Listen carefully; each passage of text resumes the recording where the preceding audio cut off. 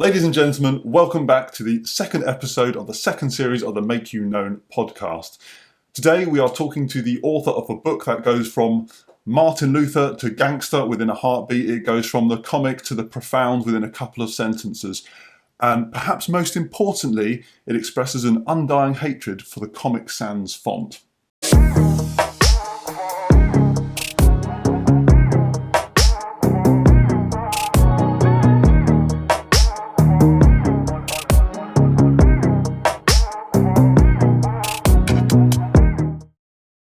That's right, today we have a doctor in the house, not only a junior doctor, but also the author of a book called Abide, and his name is Dr. Joel Kaziro. Joel, welcome. Thank you so much for joining us today. Good to have you with us. Happy to be here. So thanks for calling out the whole Comic Sans thing as well. It's been on my heart for a long time. Maybe we should start a movement, Christians Against Comic Sans, or CACS for short, or something. That's great. Short story. I used to be a teacher. We'll get into this a little bit later. But I remember someone started a professional development series. Like, we're looking at abuse, and we're looking at like physical and all these types of abuse. And I just couldn't shake the fact that this person was using Comic Sans in his presentation. I was like, I don't understand what you're trying to convey with this message and the font. It was so jarring. I just will never forget that. And that started my campaign against Comic Sans MS. It's very difficult to take it seriously, isn't it? So anything written in Comic Sans. So aside from that, like, first of all, why write a book? You know, you're working as a doctor. You've got a family. You're involved in church and extracurricular church activities. You're obviously a busy guy. What made you sort of put aside? Because writing a book is a massive task, right? And then off the back of that, why write it? Why call it Abide? And what even does that word mean? Yeah, and I guess a little bit of my story will be helpful. So for me, I became a Christian when I was a teenager. I was raised in a very nominal Christian family, and then met this woman called Pat, and she kind of changed my life. She was like much older. She wasn't like the young, cool hipster youth pastors that kind of wear Nikes and, you know, are down, listen to Kanye West or whatever. No, she like read a lot of Steve Chalk, and she went to General Synod and all this kind of malarkey. And she was just really normal. Like, she's the first person that ever kind of sat down, talked to me about life. She invited me around her house. I'd never seen people eat around the dinner table during the week. My dad was usually away a lot. He's a surgeon, so he was off and working. My mum was always running around after us. And so she was the first person that showed me what family kind of really looked like. Resultantly, I became a Christian. She took me to Spring Harvest, which changed my life completely. And then she actually died 5 or 6 years ago. And basically, from the time I was 15, I'm 32 now. From the time I was about 15, 16, became a young youth leader in my local youth group. Then from there, went to uni, did a lot of work with young adults, and basically been doing that as a layperson for the last 16, 17 years. Abide came from watching thousands and knowing thousands of young people, some which deepened in their faith and some which went further in Jesus and became mature, beautiful, godly Christian disciples, and seeing almost in equal measure, some maybe even more so, walk away from faith. And I basically was like, what is it that separates those that go deep to those that walk away? And that's where Abide came from. I realized there are features and there are aspects to those young people that decided to walk with God. And there are features and aspects to those young people that decided to walk away, where, you know, parable of the sower, where thorns and thistles choke out the word, or where other things just distract them, and something like that. And I basically constantly put it all into a book that took me years to write. This book is 3-4 years in the making. There was no deadlines, there was nothing. It was just a stream of thought, and it basically centered around this theme of sitting, or an attitude of just realizing Jesus is your first priority, and the choices that came out of that, and that's where the book came from.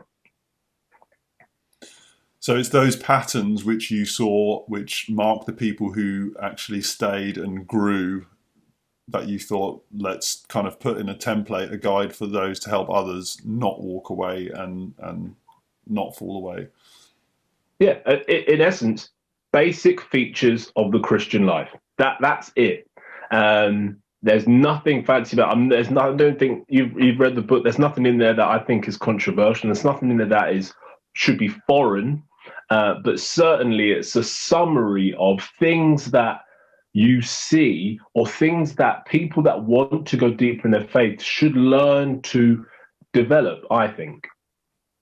Yeah, that's great. Yeah, and I got the sense when I was reading it, and I thought, is this fair to say that this would be a great book to give someone who's sort of quite recently become a Christian and is looking for like those first steps and where to go? And I think it sets out those kind of core tenets really well. Yeah, thank you. So the word abide, what does that mean? Is it to live in? Is it to sit? What you said something about sit in? Is that correct? Yeah, it's the posture. Again, 1 John is the book that this book is based off. It's short. I think it's 6 chapters long. It's really easy to read, really easy to understand, but kind of outlines the general attitude that I believe people that have just come into faith or want to go deeper in their faith need to have. And the attitude is one of abiding or sitting in. You could think of it as being a seed planted in soil. You are that seed, and Jesus is that soil. And what it means to actually sit in him. It's comfortable, it's warm, it's not easy sometimes. It's certain, Jesus calls himself, I am the narrow way. Like, it's not easy sometimes to be a disciple, but certainly it's what you were made to do. It's where you were made to thrive. And so I wanted to have a word that, John uses it so many times, and I think it's perfect because it kind of summarizes how you should approach the Christian life. You shouldn't approach it with force and with a tight-fisted nature. Neither should you approach it as blasé. Neither should you approach it as I'm going to take Jesus and I'm going to take a little bit of this, a little bit of that. No. Jesus is everything to you, and growing in Jesus is just understanding that you are found in him, that you grow in him, that you make your choices in light of him. He is the lenses by which you see the world. That's really good. Yeah, and like off the back of that, just as you're saying that, what would you say, are there any kind of challenges at the moment or in the current day and age that are particularly prevalent that would stop us from abiding? That's a great question. And I think it's been summarized so well with recent books that have come out that are massive in the Christian world. So you've got The Ruthless Elimination of Hurry, you've got Gentle and Lonely, you've got Henry Nouwen's Spiritual Direction, which is a bit of an oldie. And basically what John Mark Comer, what Dane Ortland, what all these people are trying to get at, John Ortberg, what they're all trying to get at is that the modern world wants your attention. There's this amazing Netflix documentary called The Social Dilemma, and it basically, if you haven't seen it, watch it. It's awesome. And it basically is like Facebook, Instagram, Twitter, all of the Snapchat, all of the TikTok now. The reason these social media platforms are so effective is because they manage to get your attention. They manage to essentially to distract you. Couple that with the iPhone, couple that with Netflix, and essentially you now live in a world where you take in more information than you ever have before, but are way more distracted than you ever have been before. And so what these Christian writers are trying to say is they're trying to say, the reason you're not growing, the reason you're so anxious, the reason the world, you seem so busy all the time, the reason your friendships are superficial, the reason God seems silent to you is because you haven't given him any time. You're distracted, you're not focused. And they're not trying to be harsh, I don't think. They're just trying to say, to claw back your relationship with God, you need to make a radical decision to stop. You need to stop. Just stop. Block out Netflix, block out whatever for however many minutes you can do that. If it's 5 minutes, amazing. If it's 10, if it's an hour, if it's a day, whatever. And then when you stop and you take some time to think and take some time to reflect or to meditate on godly things, on what God has done, on your feelings, on your day, to bounce around ideas in your head and actually stop and think, therein will God start to speak to you. And so that is, again, abide comes on the heels of that. And so I'm fully believing that if we learn to do that, if we learn to block out some of the noise we get so much, which is what the world, our world is noisy. If there's the great problem, it's noise. And so the great discipleship feature is learning how to control the noise in your life. Yeah, I think that's so true, and I believe there is a chapter in there in the book on rhythms, and which addresses that, which we might get to a bit later.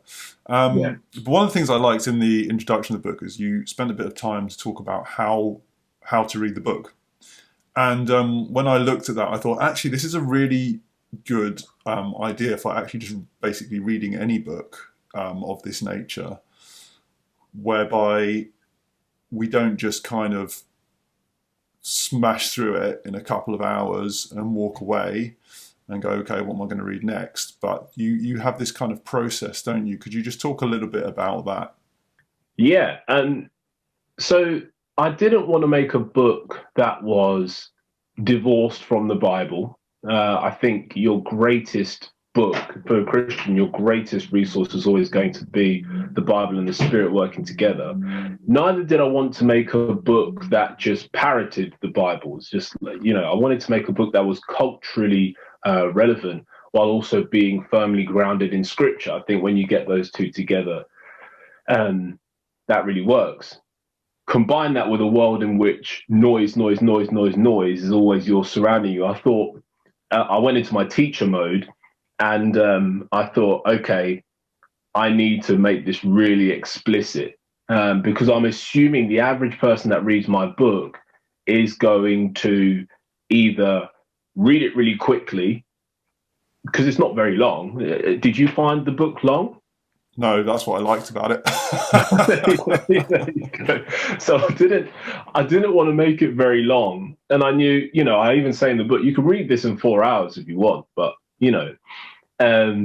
that's not the point. The point is to actually then chew on the things that you've read. So I often think you can read up to half a chapter a day, and then spend the rest of your day just chewing that through. So I kind of made a decision to go, okay, what's the best way someone will get the most out of it? And me and my editor, Claire, talked about this. She was like, you're being too prescriptive here. You might narrow and I'm like, nah, I think you kind of need to be like that in the modern world. And so I thought, okay, cool, fine. Read a chapter a day, read some of 1 John, think about that for the rest of the day, share it with someone, journal about it. And it's those 3 steps: read some Bible, read the chapter of the book, think. Period. Yeah, I think that's a really good way to approach reading almost any book. As I say, I think also what you said about, take the good stuff and chuck away the bad stuff. I think that's a really cool approach as well. I'm not sure many authors would have the humility to say that. They'd be like, oh, you must hang on to every word I see. So no, that's cool. Another theme that comes up in the book now and again is this difference between religion and the way of Jesus, which is something that's really close to my heart as well. I feel like there's a lot of misconception in the world generally about what Christianity is and what it isn't. And I also think within Christianity, I've really been affected by this divide, actually, where it seems like there's a kind of subtlety there, where religion can, well, the way of Jesus can become religion almost without people noticing, and all that kind of stuff. So I'm just going to have a look to find a quote that I thought was particularly good. It was on, I think it's on page 88, you talk about it. Well, I love that sentence for a start, which has just caught my eye. Sin is not breaking God's commands, it's breaking God's heart. And I think that touches actually on it as well, that whole topic. If I can find it. Oh, well, the quote's actually probably too big to read it all, but you talk about the main conception about God as Father creeps in. Too many of us believe God is harsh. The stereotype goes like this: God's not fun, he's not understanding, he's sparingly merciful and ultimately unkind. If God would ease up on the commands, get to know us and what life's like down here, then we would be fine. But as it stands, he's too harsh, too stiff, too violent for our taste. Don't do this, don't do that. You know, why must you always think X? Why can't you start behaving like Y? Yeah, and then you basically move on to describe about how religious people recognize that they are unholy and that God is the perfect embodiment of holiness, but they kind of live in that place of hand caught in the cookie jar. They feel guilty and condemned and just are never good enough. And but this is not what Christianity is about, right? And could you just take it from there a little bit? I think we live in I was watching another documentary last night that's saying the Church of England now, 22% of churches in the Church of England have less than 10 people.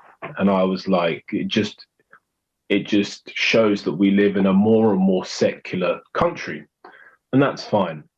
So actually, our country is not religious, but rather we live in what I'm going to call rebellion. So rebellion is, who cares about God? Who cares what God wants to say? Who cares what the Bible has to say? Not a problem. So what I think what we get in church sometimes and in Christianity is this pendulum swing completely other way to what I'm going to call religion. And religion is, God wants me to behave like this, and if I don't behave like this, God's going to hate me. And so I shouldn't send nudes. I shouldn't lie. I shouldn't be like this. I shouldn't, because otherwise God is going to destroy. He's going to punish me. And so when that does happen, and this happened goodness gracious, I was a youth worker for 16 years, a lay youth worker. I've been a young adults leader for a few years now. And it's like, when you have sex with that person, when you've watched that video you're not meant to, when you've sent that comment, when you've put out that tweet, when you've said, when you've got super drunk the night before and you lead in worship the next day, just consumed all right, you're absolutely racked with guilt. And so people come and they'll be like, I did it again. God hates me, God hates me, God hates me. And that's religion working its way into your psyche. And here's why. The gospel says you are a sinner, you're a worse sinner than you ever thought possible, but God is a more gracious savior than you ever thought imaginable, that he loves you more than you ever thought. And so religion says you did this, God hates you. Rebellion says you did this, I don't care. The gospel says you did X, I paid for it, and I'm empowering you by grace to make you love to do Y, to make you love to do the right thing. And so religion always feels guilty. The rebellious always feel apathy and don't care. A gospel-centered Christian realizes that they're a sinner, apologizes, and then wants to run to God in order to help me, Father. What is it that you're trying to help me to? How are you trying to transform my life? And so Matt Chandler puts it really simply. If you're religious, when you sin, you run away from God. If you're a gospel-centered person, when you sin, you run to God. Very, very simple. I love that. That's yeah, really, really well put, that whole thing. And I guess off the back of that, you already referenced earlier the book Gentle and Lowly by Dane Ortland. And I think that's also a really good book on that kind of, to follow up on those kind of things, isn't it? And actually getting our perspective right on how things are, and stop us kind of defaulting into that. Because it's very easy, I think, to just default into those kind of mindsets. I don't know why. Maybe because it's easy, or maybe it's because of stuff that happened when, from our past, the way other people might have presented certain things to us. I don't know. But yeah, no, that's really healthy. So moving on, you say, oh yes. So in one of the earlier chapters, you talk about authentic community, which is a great topic. And you talk about walking in the light, and you say walking in the light literally means putting our mess on show for others to see. So could you explain this a little bit more? Like, how do we do this? Like, who do we do it to? Does it mean posting our mess ups on Instagram, or what's the situation there? I think there's loads of people doing that. Flipping it, the amount of disclosures I see online, I'm like, you would never say that like to someone in person, but for some reason, when you put things into the ether, it's like, oh, I'm being authentic. Yeah, man. I think Pete Kaziro, he is the leader of a kind of a spiritual movement called Emotionally Healthy Discipleship. I don't know if you ever read the book. Have you heard of it? Yes, I was gifted the book Emotionally Healthy Spirituality last year, and I found it really helpful actually, because I read it at a really timely moment in my life. But yeah, go on. Yeah, exactly.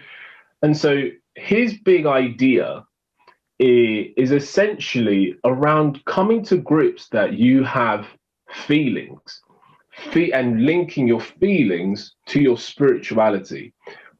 I see this in Psalms all the time. Like this morning, I've been in Psalms 13, and Psalm 13 starts with, "How long, O Lord, will you forget me forever?" And David, it's a Psalm of David, and essentially he's saying, I feel abandoned by God. My big question is, who in your life knows that you feel that way? So I see a lot of Christians, meet a lot of Christians all the time, this, that, and the other, and they have, great, they seem to have everything in order, and then something will happen, and then they disappear. When they finally come back into community, whatever, I was going through a really hard time, or I was depressed, or I did X, I did Y. And I always ask the question, like, who are your people? Who did you tell this to? And I'm so shocked by the amount of people that don't have someone that they can share the real deep parts of their life with. And I'm not talking about just, I did this thing, whether it be anger, jealousy, whatever, this, that. But how are you really feeling, and who are you sharing that with? It will save your life. That's what I mean by authentic community. I don't mean just blast it on Instagram and get catharsis from putting your feelings into the ether. That's a great start, but I think that's all. I think you're asking for something that the wider online network isn't going to give. And what you're looking for when you do that, you're looking for intimacy, looking for someone to say to you, yeah, I know exactly what you mean. I hope you're okay, and I'm going to stand with you throughout whatever you're going through. The two big barriers to that are, number one, the feeling that you've got to have everything in order. This notion that I've got to present my strongest self. I've got to present the Instagram version of myself. And Christians, we do this really, really well. Like, you go to church on a Sunday when we could meet in person. It's like, yeah, I'm doing great. who is the people that you say you're not doing great with? Who are those people? And are they in your life consistently? And invariably, do they also tell you how they're really doing? Because if you don't have that, I just don't see how prayer works, how calling on God works in a really hard place. I don't see how the Psalms and the emotions seen in the Psalms are relevant in your life if you never share them with anybody else. Who are you going to talk to when you have a miscarriage, when you lose your job, when you get COVID and you nearly die, when, you know, grandma passes away, when, you know, X, Y, and Z? If you don't have someone to do that with, that's why our world feels so lonely. Yeah, and I think that actually almost comes back to our last question we were talking about, the religion thing, is that actually if you feel like you need to look all right and look like everything's together, and then you put a mask over those problems, then you're not going to share them, and then things are just going to get worse and worse and worse until eventually whatever it is explodes, because there is something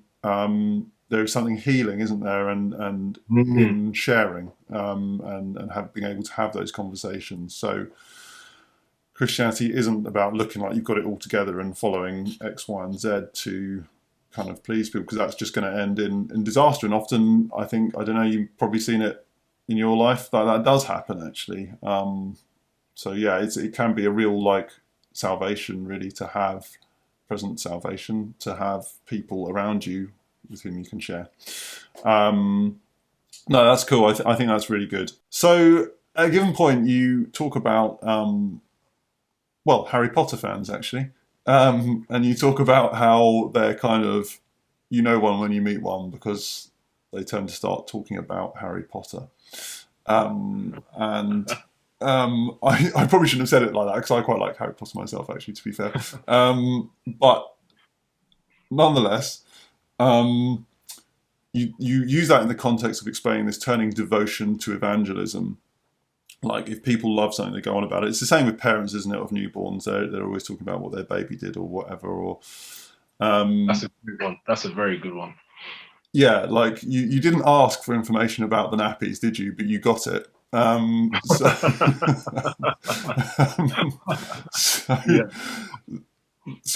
But with Christianity, so how do we get that? Because, you know, to be honest, for me, one of my kind of frustrations is, I would say, you know, I love my faith and I'm passionate about it and all the rest of it, and but at the same time, somehow, when it comes to being around other people who aren't Christians or whatever, I just don't sort of burst out that kind of, hey everyone, this is Jesus and what he's done, and like, yeah, what would you say about that? How do we turn that devotion to evangelism?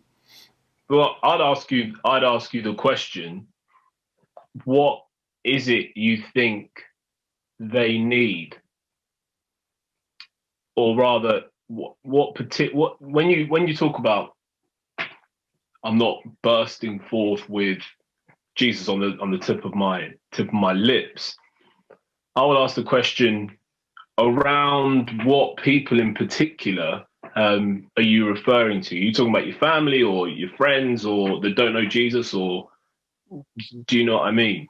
Yeah. I guess it would be probably the secular environment, so friends and colleagues or whatever, people who aren't Christians. And so, okay, so I work in a hospital, and I was working in surgery, now working in medicine, and now I'm going to be a GP. And lots of the people I work with are probably the most sacrificial, loving people kind of I've ever met. Like, I work with people that regularly get spat at or pooed on, and do it. Like nurses, some of the nurses I've worked with, I'm genuinely like, there's no way I could do your job. And I'm meant to be the one that's living for the Lord. And so I always think, what is it the gospel gives you that you don't already have? And for in the medical world, it isn't you become / a more loving quote unquote person. It's more you understand the full epitome of what love really is.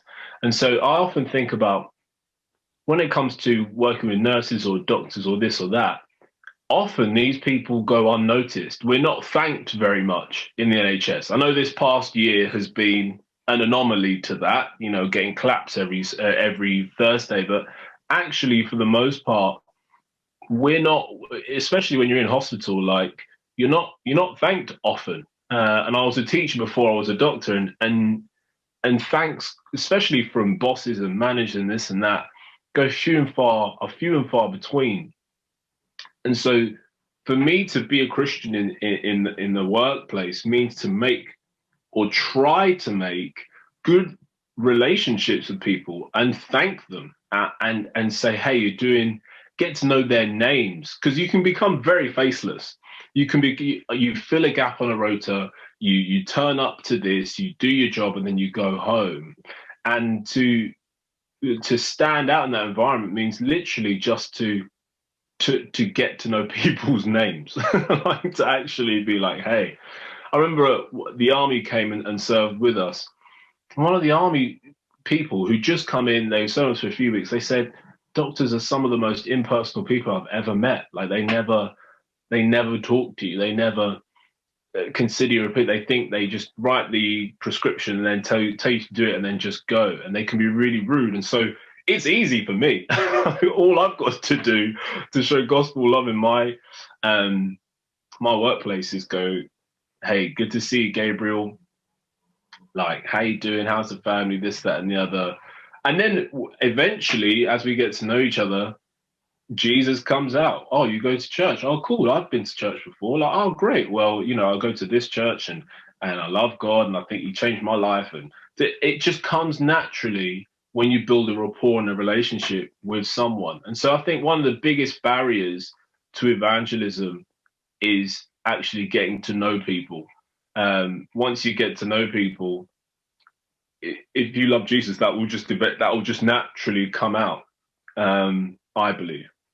Yeah, I think that's fair enough, and I think, you know, we're all kind of different in our natural kind of characters, and as a person, I tend to be a people pleaser, which can be a good thing and it can be a very bad thing, and it means that I sometimes don't want to say things that I know might upset people or whatever. So that can be a hindrance, and I guess I also have a slight frustration that a lot of people don't ask more questions. So like a lot of people would know I'm a Christian, but never ask, like, what do you think about X, or what do you actually believe? Like, and I'm like, do I really have to be the one that forces the, you know, I don't want to force the topic, but at the same time, like, I do want to talk about this at some point. So, what industry do you work in, Jason? well, I'm a photographer, so I'm freelance, which means I have a number of different people I work with, but that can be a hindrance to building close relationships sometimes, because you're kind of in and out of people's lives. You're not consistently day by day working on, you know, so you're not going to be the first person to know when their mother's in hospital or whatever, because you're just not there all the time. Which, yeah, that may be a hindrance. Yeah, and I'm in a similar boat to you. So I work in a place for 4 months and then I go to the next place.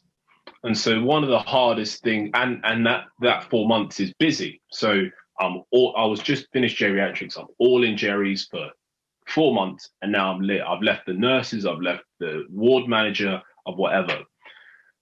And one of the things I found really hard is, especially during COVID, where you don't see people outside the workplace because you can't, is actually just struggling to actually make normal relationships with people.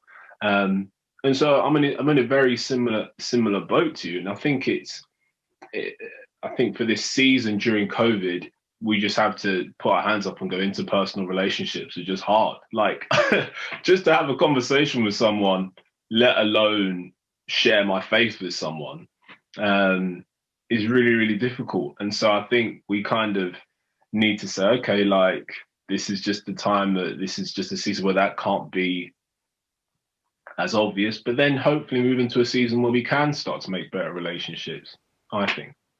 Yeah, yeah, and I guess the whole COVID thing has really put an emphasis on where we live as well, like neighbours. So often we think about colleagues and we think about friends and we think about family, all that kind of stuff, but we don't actually think of the people who are literally living in proximity to us, which over the past year have sometimes been the only people we've really seen that much of. And that's really kind of made me think a bit more about that and actually paying attention to that, which is kind of a dumb thing to say, because you'd think it would be obvious when it says love your neighbour as yourself, but it's not always that obvious. Yeah, you're absolutely right. It's amazing how COVID made your world, your social world, shrink a lot. You know, all the peripheral people in my life. You know, I think about church, I think about work, I think about the football team that I play for. Like all of these people left, and I was left with, you know, it was me, Claire, my fiance, you know, a very close community of friends, and then a couple others. You know, we're talking literally 10, 20 people that I've done consistent life with over the last year. And, you know, it's actually made me really, really happy. I'm like, I love the close relationships I have.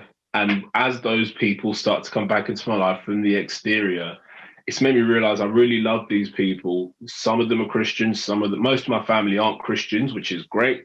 It leads to some great conversations, leads to a lot of frustrations, but some great conversations.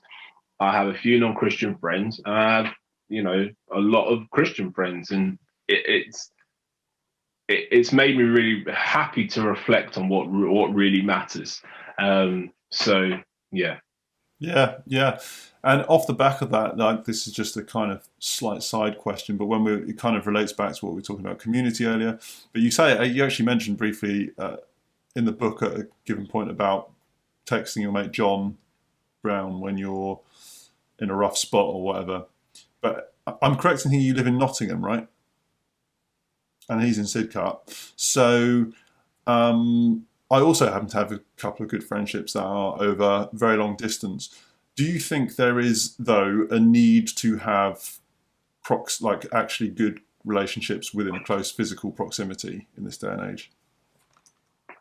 I don't think you can do life without it. I think that's one of the greatest lies of this generation, which is you can have very fulfilling relationships with people that are hundreds, if not thousands of miles away from you. I think there's a place for them. I think the fact that you can be local and global is awesome, but you absolutely must be local first and global second.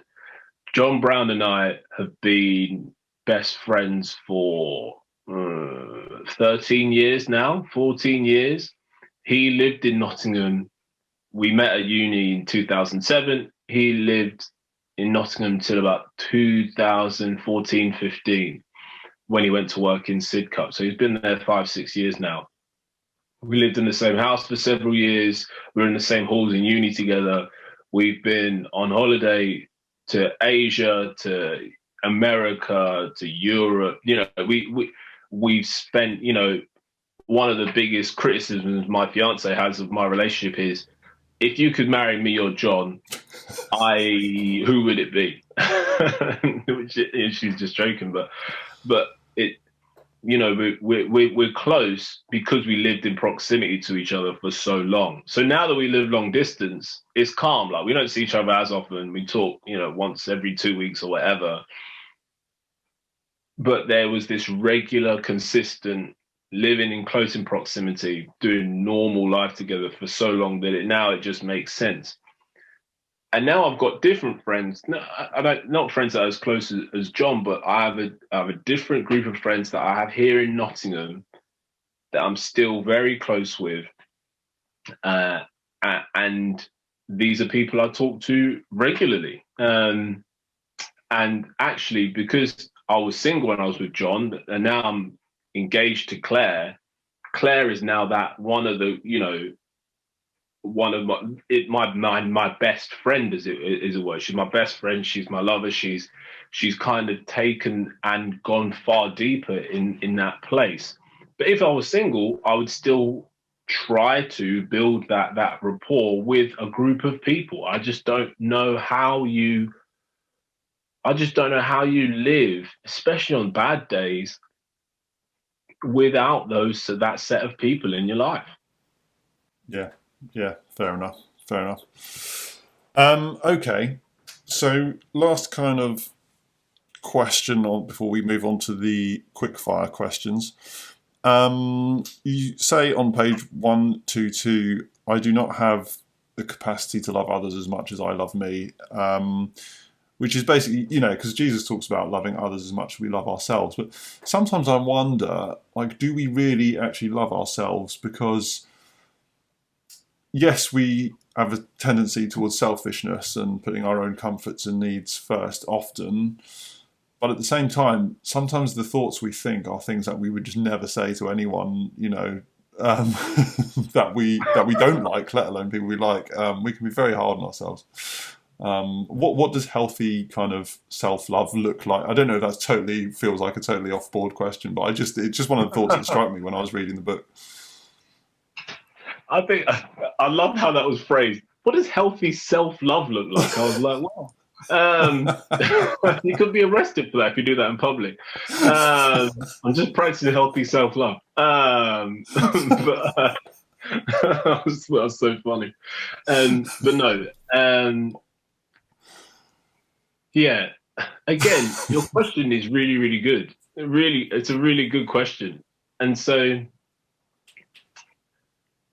humility, I think, comes in with understanding two principles. You can be proud if you think too much of yourself, and you can be proud if you think too little of yourself. So let me give you an example. I'm Joel. I wrote Abide. I'm a big deal now. I'm on I'm Make You Known podcast. I'm selling books. I'm on Amazon. I'm it now. Churches should be lining up to make me speak. Blah blah blah blah blah. I'm thinking too highly of myself. You would naturally say, Joel, you've been quite prideful right now. Equally, I could say, Joel, you are just a chum, man. Like, you're just words on a page. Like, you're an idiot. You're who allowed you to write such a book? Like, who gave you permission that you could write something and people are going to read it? Who allowed you? Who cares about your experience with young people? No one needs you. No one wants you. No one asked for you. And again, that's pride, but in a self-loathing kind of form. Like, I'm so terrible. No one would ever love me. God turns around and goes, no, I gave you a voice. I gave you the ability to write. I gave you the platform on which to love young people and now share that experience with the world. I gave you these gifts. Who are you to say that they cannot be used? Again, it's pride in a different form. And so healthy self-love is to learn and try to see yourself as God sees you. That's true humility. Not think too much of yourself, but neither think too little. I think the average 15 to 25-year-old with the anxiety, with the suicide rates, with the self-harm, with the depression that is rising in astronomical fashion, we're so guilty of self-hate, self-loathing. And a lot of that is because we have pride in the self-loathing form. We think too little of ourselves. And I think that's just the norm. I think people very often go to sleep thinking, who am I? I'm nothing. People don't know the real me, so I've got to hide online. People don't love me, so I've got to present this Instagram front. Because if I present the real me, the me that is really going through something, the me that doesn't actually look as good as he or she looks online, the me that doesn't actually speak as well as she speaks online, how can you feel anything but this complete self-loathing? Like, I'm not fit enough, I'm not good enough, I'm not athletic enough, I'm just going to go to sleep and end it all. And God comes in and he says, you're being prideful. Prideful because I don't care how anyone else looks. I made you from the dust of the earth. You're the apple of my eye. I love you and I want you. And I have asked you to share the beauty that I put in you in the world. I've asked you to change the small relationships around you. I've wanted you to grow in the seed of Christ, to create and become an oak of righteousness that other people can find shelter in. So you going into your bedroom and cussing yourself out and harming yourself is a complete affront to everything I've done in you. And so that's what healthy self-love looks like. It's looking at yourself the way God looks at you instead of the way you look at yourself. And I think that is the cure to the incredible chronic loneliness, the incredible chronic mental health crisis, the incredible chronic suicidality and depression that plagues so many of my people, so many guys in their 20s and early 30s. And it's seeing that God loves us for us. And that's healthy self-love, I think. Yeah, I mean, as again, I'm not really sure how to. I'm not really sure I can add to that. Yeah, it's like how. Let me ask a question. Do you think we're more guilty of thinking too much of ourselves or thinking too little of ourselves?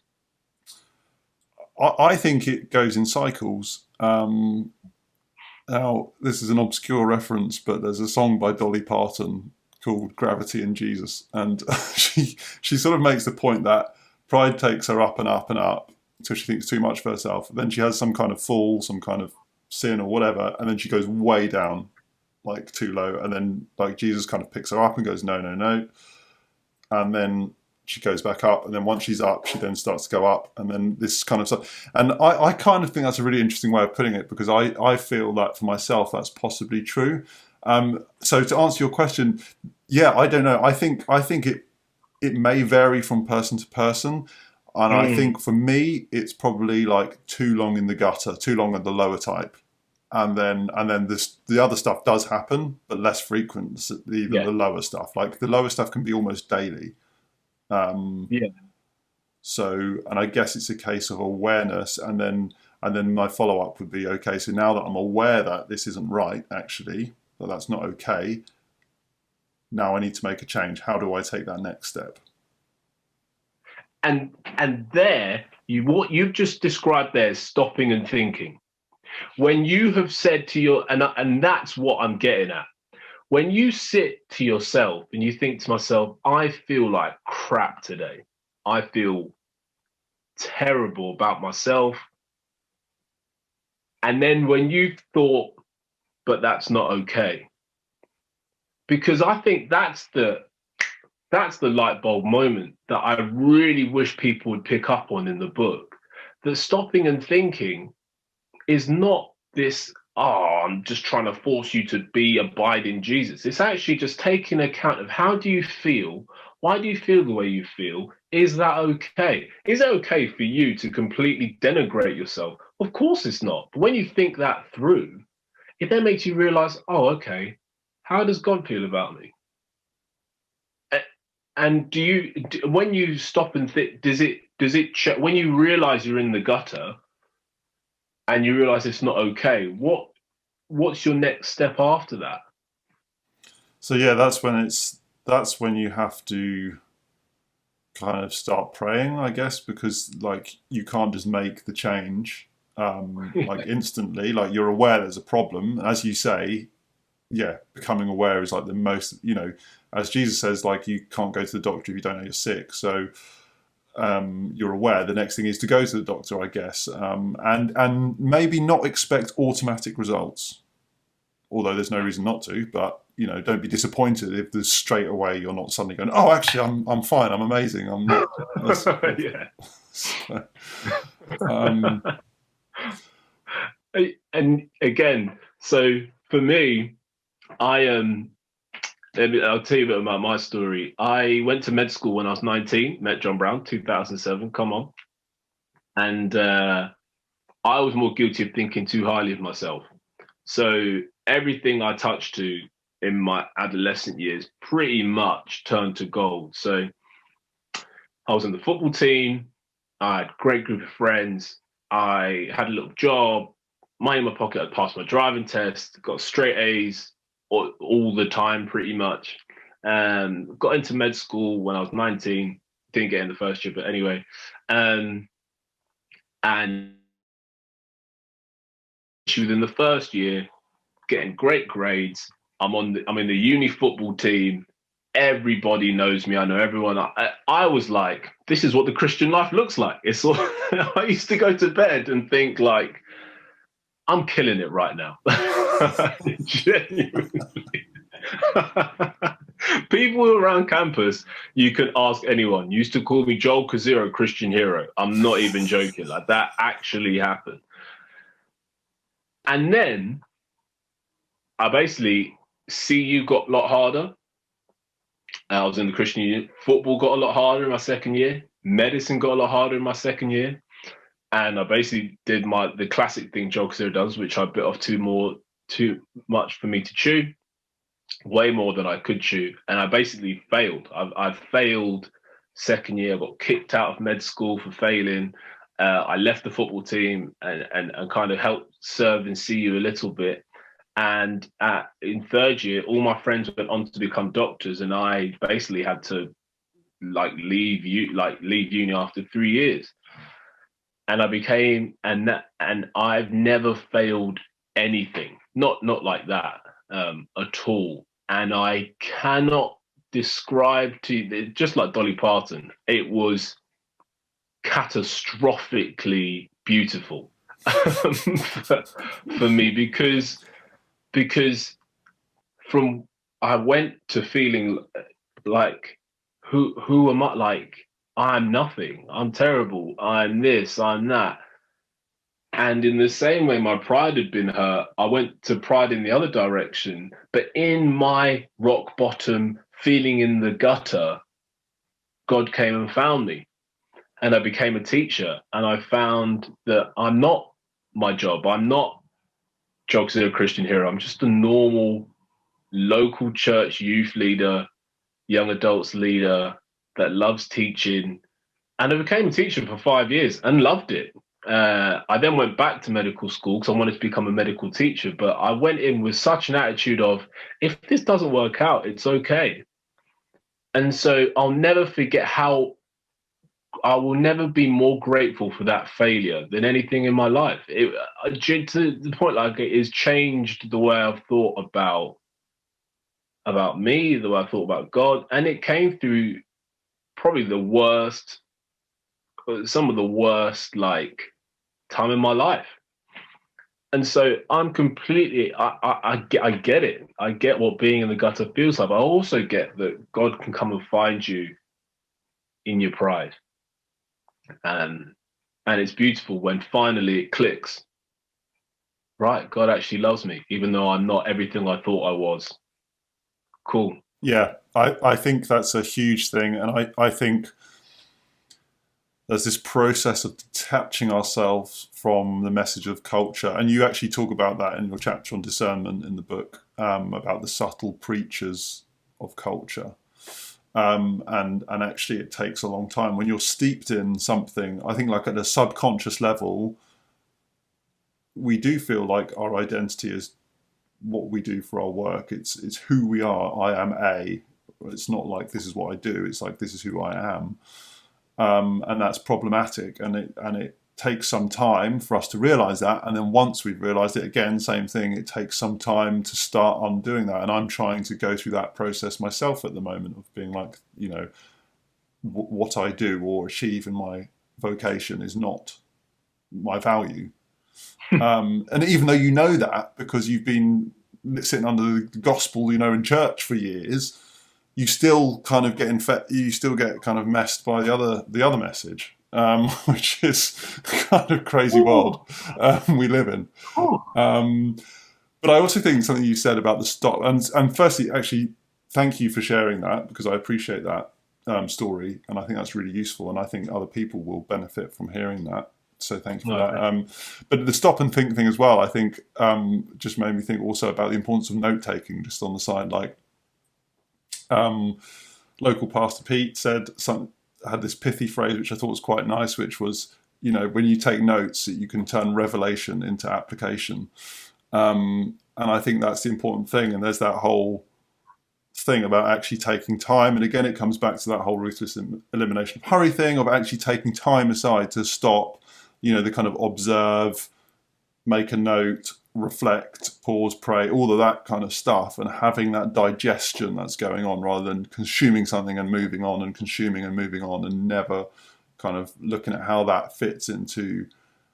I remember it made my devotional time a little bit more spicy when I started going on the application front, when I'm like reading James and it's like, don't slander. And normally I'd be like, oh yeah, that's right, that's a really good thought, and move on. And then I was like, then I asked myself, where in my life do I have a problem with this? And I was like, actually, it's really easy to fall into slander, and I actually probably do this a lot, and something needs to change. It was only through that stopping and asking the application question that you start to see a change coming in. Anyway, absolutely. Sorry, go on. No, I mean, you've absolutely nailed it. For one, if you're reading the Bible, first of all, you're amazing.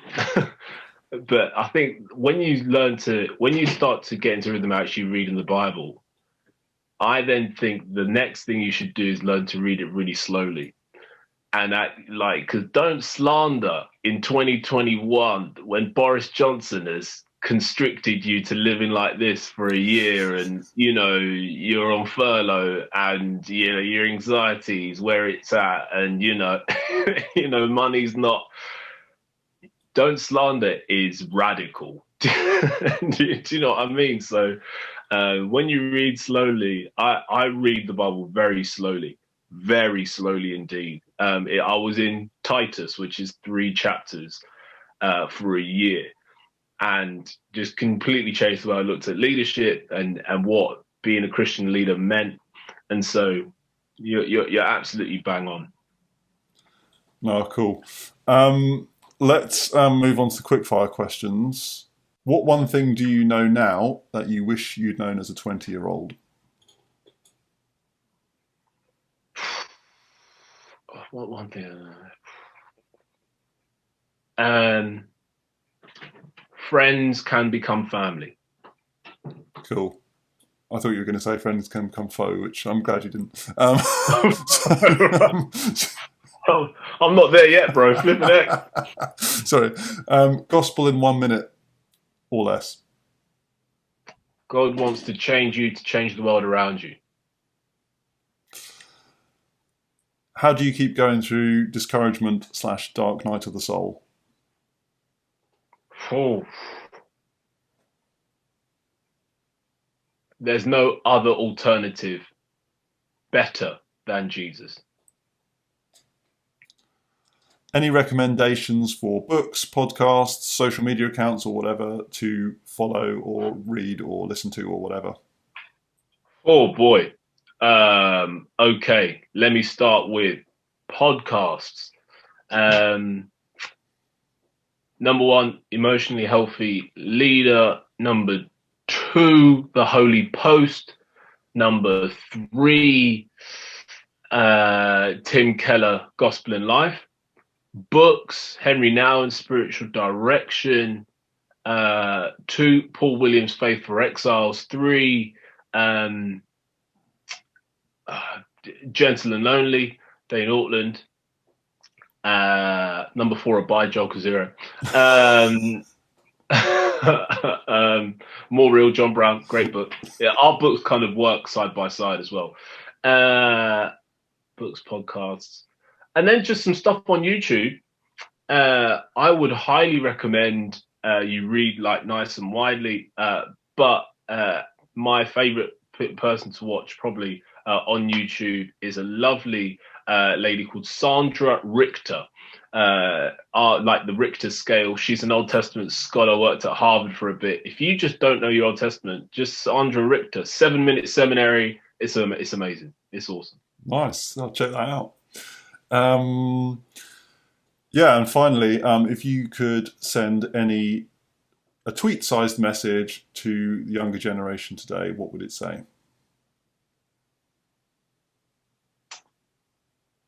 Find an authentic community. Full stop. Great. Punctuation is key. That's great. That's great, Joel. Well, have you got any final thoughts or stuff you want to share before we wrap up? No, my book is an extension of kind of everything I've ever learned through meeting thousands of young people. And for our generation, the biggest war is for your attention. And the effects of that is that you are now isolated and lonely, and you breathe the oxygen of thinking your individualism is the most important thing. The gospel to you means you find authentic community and learn to share your shadow self as well as your real self. And then the Holy Spirit will come and turn you into a beautiful community that God is going to change your local world with. That's great. Well, that's a great note to end on, I think, Joel. So thank you so much for your time. I appreciate it. It's been great to chat, and yeah, let us know when you write To Abide, Too Furious, or the sequel, or To Abide, Too Furious. That's so funny.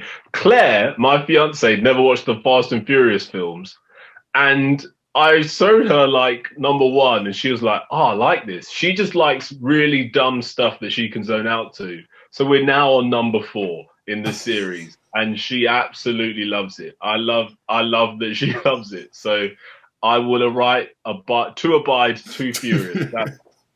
That's a great place to end. Yeah, all right. And on that bombshell, good night.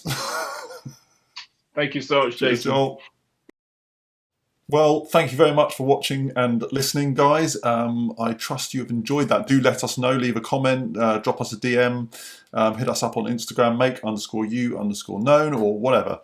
So until next time, we look forward to seeing you then. In the meantime, if you want to catch up with Joel, you can find him on Instagram at Agonizo the Struggle, which is AGONIZO, and then the struggle, all as one word, on Instagram. So find him there. And if you want to get a copy of the book Abide, you can find that on Amazon. Just hit in the search bar Abide under books, and it should come up. It's got quite a distinctive cover, so hopefully you should be able to find that fairly easily. And then until next time, take care.